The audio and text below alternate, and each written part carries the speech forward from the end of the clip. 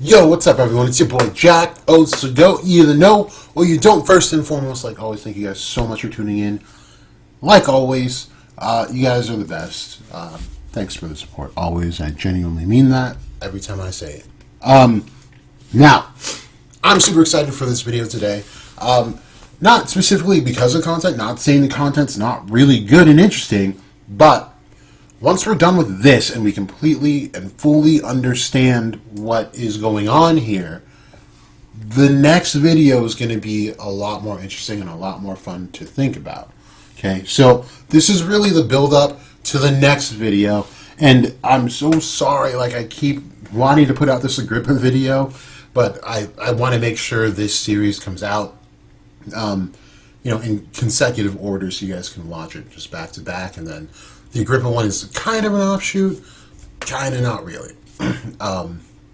But yeah, it's not as relevant as this stuff. But today, bro, Kaiju number 8 was so gas. How do you have a chapter that's a perfect 10 out of 10? No, we're going to talk about that in another video. So, alright, today we need, absolutely need to talk about a couple concepts that will lead us into my next video, which just may be my wildest and possibly most controversial theory ever. But if you want to fully understand the theory, you will need to stick around to see my perspective on this. So in the last video we talked about the Pleroma, but we stopped just a bit short because I didn't want to include any other characters in the last video. We were really overdue for a Yuno video, so I had to respect my guy. So I showed you guys this absolute mess of a picture, right? But today, we're going to go over part of the tree that we haven't intentionally talked about. I say intentionally just because we sort of have talked about this part of the tree, but it was speaking of a different concept. So just realize that there are many levels to each and every aspect of the Separat and the Clipot. It's not a clear-cut black and white picture. The spirit is deep, just like our universe, so the concepts will overlap and be more detailed than what we get at a superficial glance. So let's dive into the first concept. This concept is called the Halls of Amenti. So the Halls of Amenti are between the highest and lowest dimensions, distorting the only truth that exists in the universe. The Omega point stands for divine reason, which equals wisdom, which equals unconditional love. This concept is found in the second book of what is called the Emerald Tablets. There are many speculations of what the Halls of Amenti could be, from mystical realms to stargates, or maybe even a hidden cavity under the Sphinx, out in Egypt, right? So the misconceptions are easily born by taking words literally. Transposing words literally from the mystical domain to the material domain is a mistake. So the Halls of Amenti act as a distortion filter between our physical being and the soul. It is the realm between the Omega point and our 3D world. Reincarnation happens from the Halls of Amenti back into a new physical body. This will continue to go on until you finally get it. Like I was saying in the last video, the reason why I think Yuno is able to break down these spells is just essentially because he gets it. So that's the physical world is essentially an illusion. And the term Omega point and noosphere was first coined by a guy named Pierre Teilhard de Chardin. It's such a cool French name. Pierre Teilhard de Chardin. And it stands for the highest level of consciousness, or we can call it the God consciousness. And the Halls of Amenti, or the ultimate Halls of Mirrors, is the realm of the great illusion that is only passable by knowledge, wisdom, and a complete lack of karma. After passing the Halls of Amenti, you merge with the Omega point. And this is a quote by Thoth. And this comes from Egypt, if you know Thoth. Okay, great. So he says, he who by progress has grown from the darkness, lifted himself from the night into light. Free is he made of the Halls of Amenti, free of the flower of light and of life. I thought it was nice to add in there. So this concept begs the question, is there a higher reality? Within the Emerald Tablets, it is suggested that the world we live in is a projection of souls. The soul is able to materialize itself through Fourier transforms. Matter is a pure mental phenomenon and not vice versa like science assumes. The material world is a projection, is a projection of the highest truth down to the lowest projection, where it becomes a tangible hologram, which we call matter. It has similarities with Plato's treatise on the allegory of the cave, where cavemen were looking to their shadows on the wall instead to the source, which is the light, that was behind them. Matter is the result of minds. And that might be very hard to understand. Everything seems to be in its place and tangible.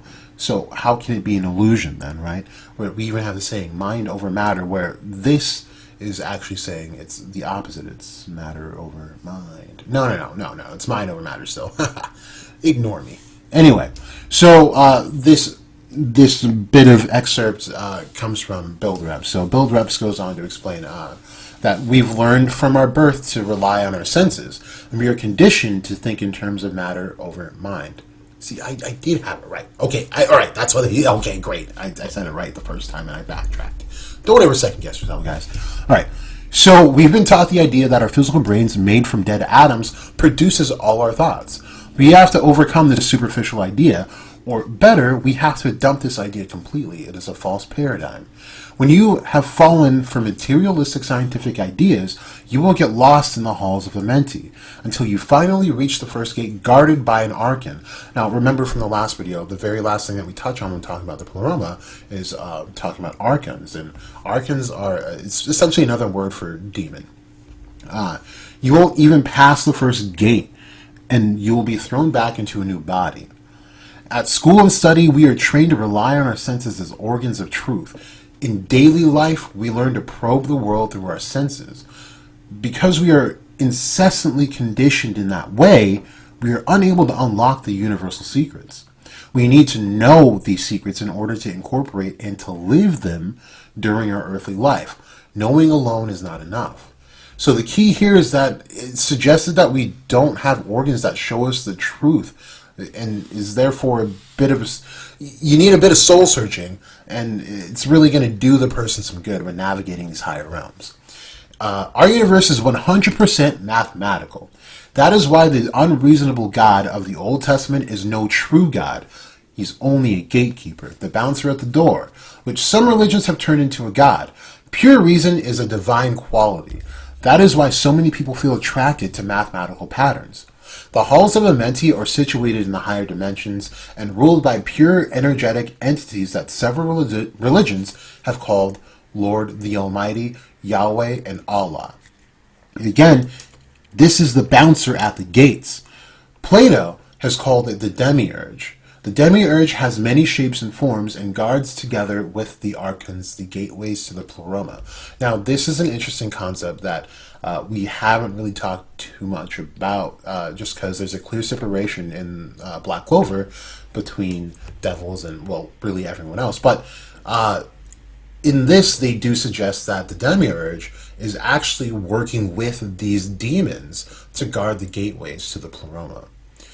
These energies distort the pure vibrations which are emitted by the highest level, which is the pleroma. It is everyone's duty to overcome this. That's what humanity's real task here on Earth is. It is not to be someone else's slave, and this very deeply relates to Asta, Yuno, and Noelle.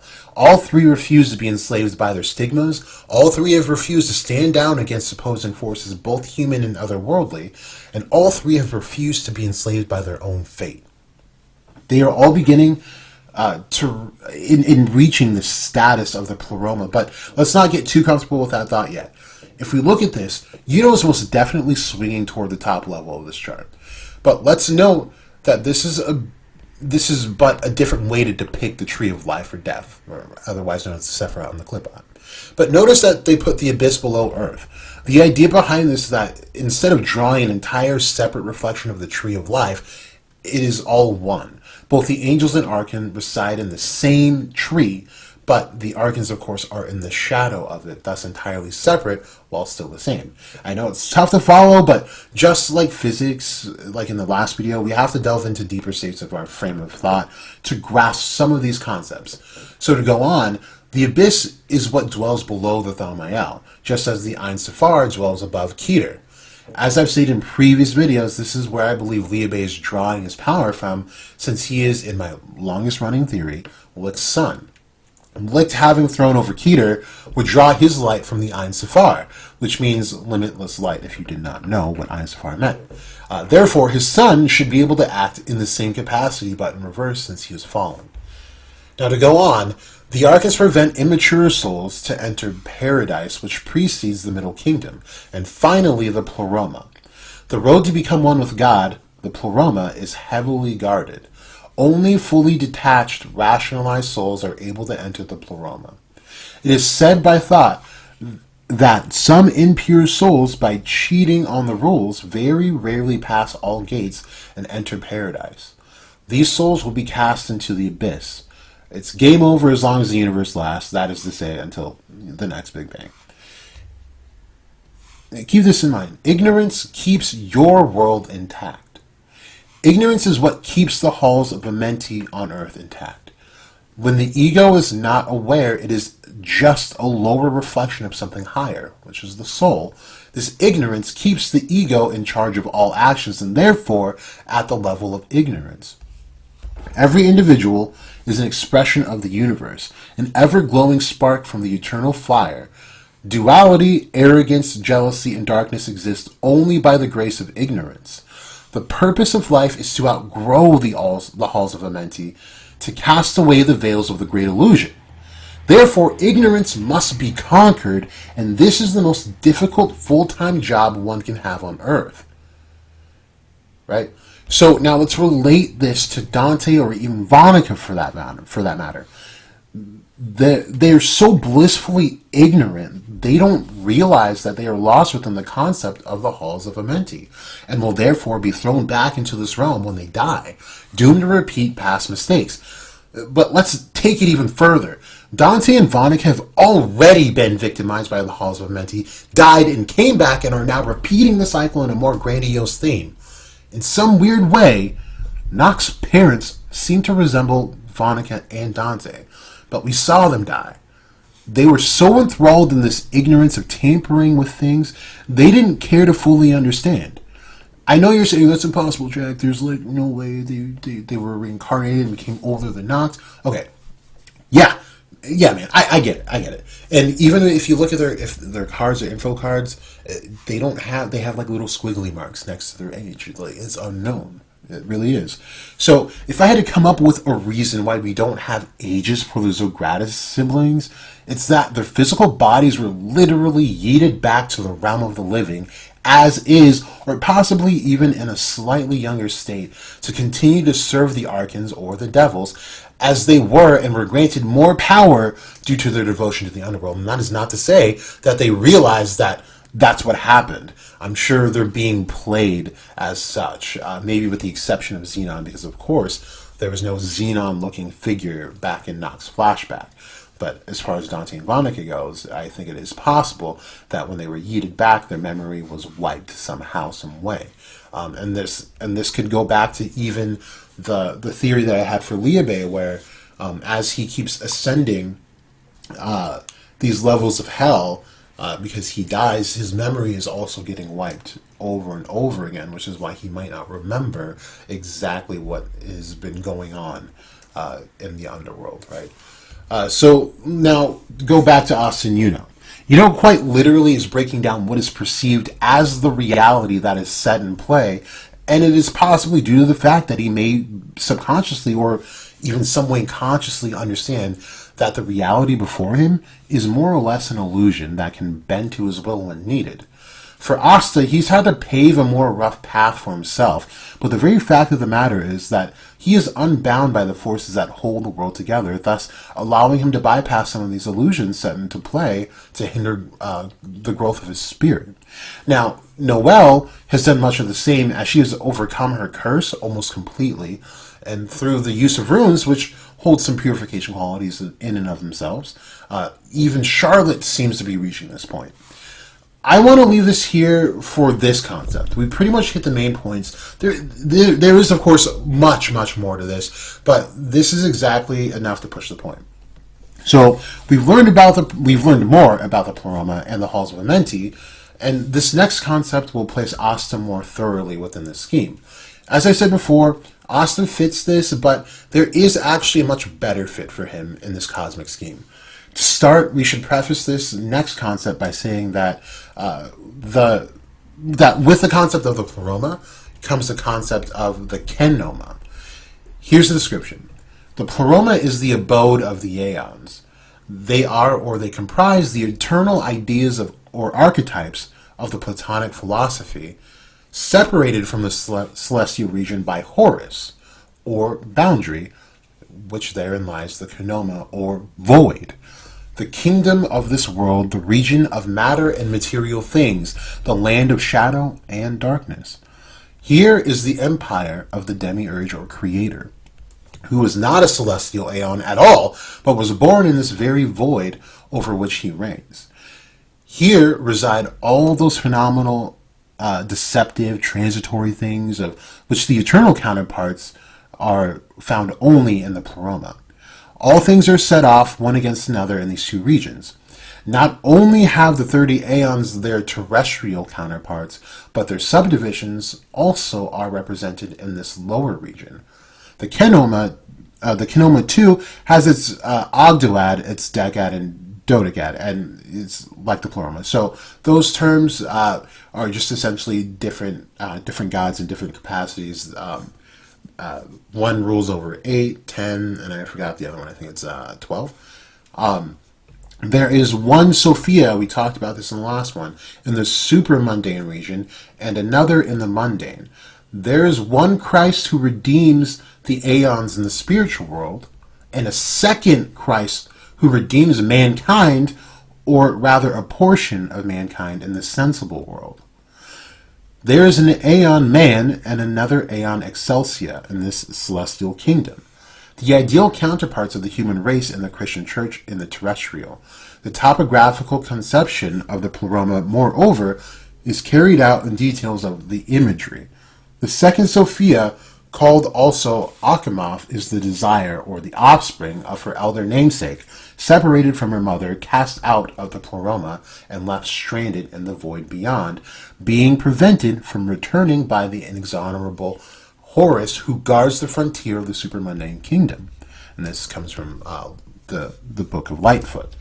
The ancient Greek term for emptiness or void, kenoma, as pertaining to Theodotus's exegesis of Gospel of John, chapter 1, verse 3, is described in the Excerpta ex Theodoto of Clement of Alexandria, and that's Casey from 1934. With this, we have yet a third concept that fits in with the Pleroma and the Kenoma, and this concept is the Hysterema. Elsewhere, the usual antithesis to Pleroma is not Kenoma, but it's actually Hysterema. As the system is reported by Hippolytus, this word is used as the complement of the word Pleroma, denoting all that is not included in the meaning of the latter word. Thus, the Horos, or boundary, is described as separating the Hysterema from the Pleroma, itself partaking of the nature of both, but preserving all inside, fixed and immovable, by permitting nothing from without to enter. So remember, I asked you guys to go back to the video where I talked about Asta being the Aeon of Horus before you came to this video, because I ain't going over it again. I'm not. I suggest you treat my videos as a running series. If you miss an episode, you should probably go back before you try watching future ones. With that said, this falls into everything I've been saying thus far. So we have Yuno as our Pleroma, Asta as our Kenoma, and Noelle as our Hysterema. Yuno, for reasons we've already explained in this video and the last. Asta, of course, fits into the void, but now we have Noelle as our Hysterema. In the description of the Hysterema that we just went over, it says that the Hysterema partakes in the nature of both the void and the everything, right? So this perfectly resembles Noelle's magic. In other sources describing the worlds, it is mostly related to water. Water both supports life and everything in it, and is also the void. Where aether is the medium for everything, water is the medium for the void and everything that is within it. They make this comparison because the depths of the ocean are almost unfathomable, and is pretty much its own separate universe where they abide by a slightly different set of rules. So as you guys can probably tell, this void-like state of the Konoma could also fit Liebe as well. We'll have to see how the story develops. But if you made it this far, you are now qualified and invited to watch the craziest theory I've come up, like, to date. So stay tuned. That video should be enjoyable whether you agree with the take or not. For once, there's not a ton of lore, and it's actually more contextual, and it's a what-if scenario. But it does help to know how my brain is working before going into it. I promise, it'll be at least a fun thought. But off that, thank you guys for tuning in today. Let me know if you have any questions in the comment section below. Comments, questions, concerns, death threats, anything in the comments below. Or hit me up on Twitter, where you guys will also find some pretty cool threads if you don't know already. I like to kind of think on Twitter. And then usually a video is not too far behind when I do some of these threads. So it's a pretty good pair. Not asking for follows, you can easily just follow the @ and then there's read what I write. So, but yeah, that's it, guys. Thank you guys again.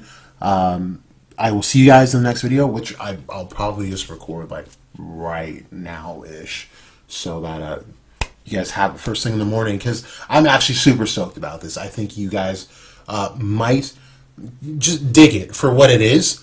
Even if you, like I said, even if you don't agree with the direction I'm going, I think it's just, at the very least, a really fun thought. So yeah, stay tuned. I will see you guys in the next video. Like I said, this has been Jack Oates the Goat. You either know or you don't.